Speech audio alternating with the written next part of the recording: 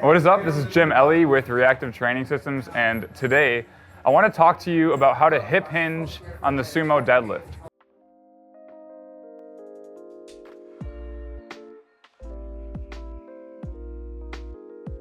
I was talking to one of my clients last night about how to improve her Sumo form, and one of the things that I was noticing was that she was initiating the Sumo deadlift with knee flexion, meaning it was looking like a squatted Sumo deadlift, and there wasn't a lot of hip hinge.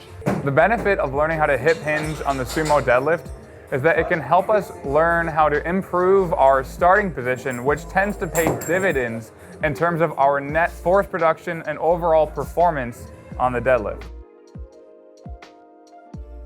When you initiate the hip hinge on the Sumo deadlift, what you want to do is, instead of starting by sitting down, you want to start by sitting back with the hips.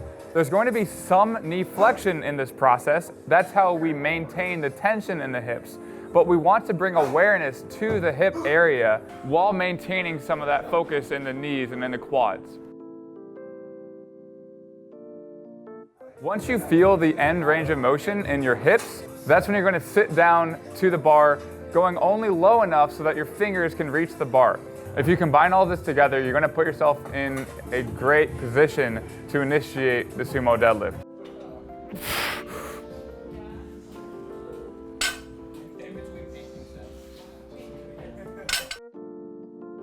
The key with finding the deadlift technique that feels right for you is more about thinking about the movement pattern and applying that movement pattern to your individual leverages, and less about trying to copy how another person's deadlift looks. When I talk about the hip hinge, it's more of a feeling. It's more about creating the tension in the hips, and if you're doing that, whatever that ends up looking like is likely the best position for you.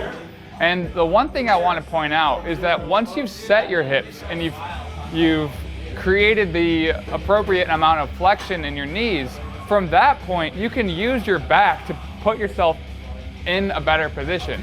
So you'll notice in the videos that once I find that hip and knee position that I feel confident with, I use my hands and then bend at the waist with my torso to then generate the tension and pull the slack out of the bar.